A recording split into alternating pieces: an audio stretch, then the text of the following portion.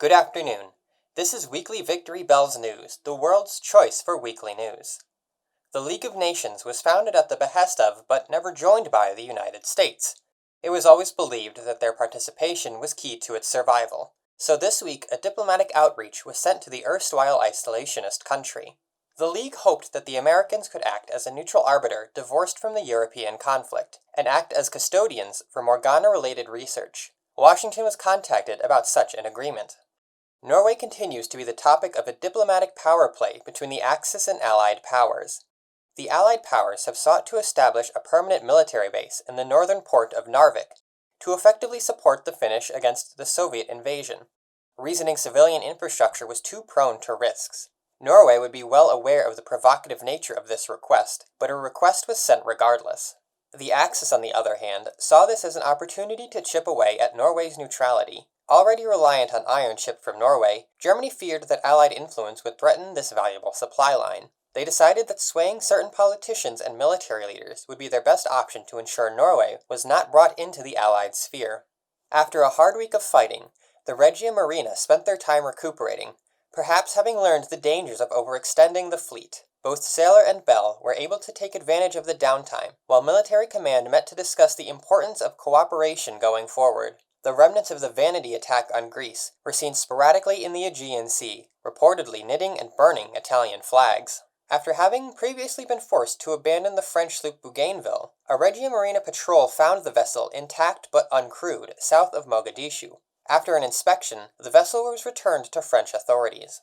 Germany's honeymoon from Morgana attacks ended this week, when a Morgana attack on Rostock was reported. Though the bombardment was short and resulted in minimal casualties, it would seem to indicate the Morganas stalking the coast were no longer content simply observing. Within the Kriegsmarine, a Morgana later identified to be Mischief transmitted an open offer to personnel. Meet with it off the Danish coast and receive intelligence on Germany's terrestrial enemies. This offer was refused. It was later reported that unofficial guidelines were distributed to ships in the Baltic to minimize opportunities for Morgana influence. Finally, the German blockade of merchant shipping was lifted in the area. Morgana activity near the Caribbean islands demanded the attention of nearby American, British, and French fleets. The British were the first to engage. The West Indies fleet discovered a large Morgana concentration surrounding a recently discovered sloth. They skirmished with the Morganas without incident, and were eventually joined by the main French fleet. Together they pushed the congregation southwards, inflicting sufficient losses on the Morgana before returning home, though not without losing the French destroyer Le Melin. The remaining Morganas eventually encountered the American Atlantic Fleet, who discovered the Morgana towing an unidentified hulk. By the time the vessels were in range, the mysterious hulk was gone, but the Morganas remained to fight. The American fleet promptly tore through the Morganas without casualty. Salvage from the battle was believed to correlate with the Puerto Rico construction, but evidence was seized by the Office of Naval Intelligence. This victory did little to satiate the American people's appetite for vengeance. They wanted the Morgana sedition to be utterly destroyed. In higher levels of government, however, reports suggest FDR and the Navy are seeking to turn that anger into a directed effort against any Morgana anywhere in the world. The British Home Fleet sailed out to deal with a Sin fleet approaching Ireland. The carrier group was quickly destroyed. Near India, a growing Morgana presence near the Seychelles worried several correspondents, even though it had not yet struck at any trade. A raid against German fortifications on Helgoland was thwarted by heavy anti-aircraft fire, having been constructed astonishingly quickly. Film from the raid was similarly confiscated by British authorities. A risky operation by Japan escaped major casualties this week. The nation, which had been battling delusion for several weeks now, undertook a risky operation to hunt the Morgana based on an intelligence tip-off. West of the South China Sea, Nagato led a raid force into Morgana mists. They did not find the delusion they sought, but instead a scattered Morgana force. Though the force was dispatched, the fleet was forced to flee the mist, surviving aerial attacks along the way, with notable but survivable damage.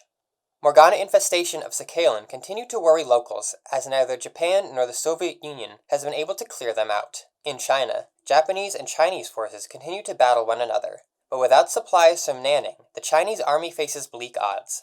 Prime Minister Yonai was quoted as saying that it was only a matter of time before peace returned to the continent.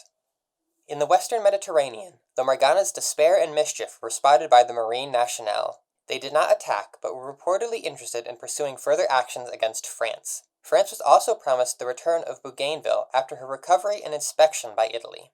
French efforts to bring Belgium and the Netherlands into a unified defensive plan stalled due to a lack of German aggression on their borders. The Soviet war against Finland escalated after the Soviet fleet launched a campaign through Finnish islands to clear the way for an amphibious invasion by the naval infantry. A beachhead near the capital of Helsinki was established, with the intention of enabling further attack towards the capital. This beachhead was immediately threatened by poor weather conditions and Finnish counterattack. By the time nightfall arrived, the naval infantry was disoriented and confused, while also coming under attack by both Finnish and Morgana forces. They were forced to withdraw. The main Soviet offensive near Karelia had also stalled. The still Finnish-controlled navy was not seen, nor was the belle Wernemeren. Diplomatic efforts were capped off by a Soviet proposal to Berlin to grant basing rights in the Arctic in exchange for submarine support in the Baltic against both Morganas and Finns. That's all for this week. Join us again at Weekly Victory Bells News as we bring you the latest news from around the world. From all of us here at the studio, stay safe out there.